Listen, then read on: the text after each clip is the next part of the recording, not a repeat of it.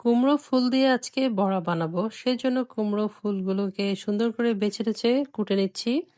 যাতে ভিতরে কোনো পোকা-টোকা থাকে কিনা সেটাও দেখে নিলাম। ধুয়ে সুন্দর করে একদম ফ্রেশ করে নিয়েছি। তো কুমড়ো ফুলগুলো আসলে এত নরম থাকে যেটাকে খুব সাবধানে কেটে নিতে হয়। না হলে কিন্তু একদম ফুলের গায়ের চেহারাটাই নষ্ট হয়ে যায়। তাই খুব সুন্দর করে আস্তে, আস্তে এগুলোকে একদম কেটে নিচ্ছি। কেটে তারপর আমি সুন্দর পরিষ্কার পানি দিয়ে ২-৩ বার করে ধুয়ে নেব। ধুয়ে পানিটা সুন্দর করে ঝরিয়ে রাখবো। তো গায়ে কিন্তু পানি থাকলে আবার বড়াটা সুন্দর হবে না। তাই খুব ভালো করে ধুয়ে একটু পানিটা ঝরিয়ে নিতে হবে। এক তো পানি ঝরিয়ে-টরিয়ে সুন্দর করে ফুলগুলো দেখতে এত সুন্দর লাগছে যে কোনো কিছুই করতে ইচ্ছে করছে না। মনে হচ্ছে যে সাজিয়ে রাখি।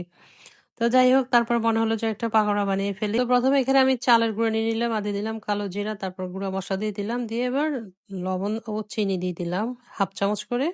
তারপরে সুন্দর করে চাউলের গুঁড়ার সাথে সবকিছু মিক্স করে এবার আস্তে, আস্তে পানি দিয়ে ব্যাটারটাকে তৈরি করে নিতে হবে। একদম পাতলা একটা ব্যাটার করে তৈরি করতে হবে। তো এখানে আমি হলুদের গুঁড়া, মরিচের গুঁড়া, ধনিয়ার গুঁড়া, জিরার গুঁড়া সবকিছু দিয়েছি, চিনি দিয়েছি, লবণ দিয়েছি। সবকিছু দিয়ে খুব সুন্দর করে এরকম পাতলা করে একটা ডো তৈরি করতে হবে।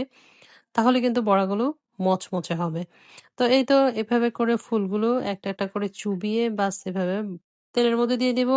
তো ২ পিঠ লাল, লাল করে ভেজে নিলেই কিন্তু মচমচে হয়ে যাবে। এটা কিন্তু এমনেও খাওয়া যায়, আবার ভাত দিয়েও খাওয়া যেতে পারে। আমার তো বেশ মুচমুচে এই কুমড়ো ফুলের বড়াটা বেশ ভালো লেগেছে। আমি অবশ্য ভাত দিয়ে খেয়েছি। তো এভাবে একদম একে, একে সবগুলো ভেজে নেব। বাস এই তো হয়ে গেল মুচমুচে কুমড়ো ফুলের বড়া। তো এই ফুলের বড়াটা আসলে খুবই ভালো লেগেছে। অসম্ভব মজা হয়েছে। ভাত দিয়ে খেতে বেশি ভালো লাগে। একদম মচমচে গরম থাকা অবস্থায় কিন্তু খেতে হবে। ঠান্ডা হলে কিন্তু আর ভালো লাগবে না। তো আমি ভেজে একদম সাথে, সাথে ভাত দিয়ে খেয়ে ফেললাম।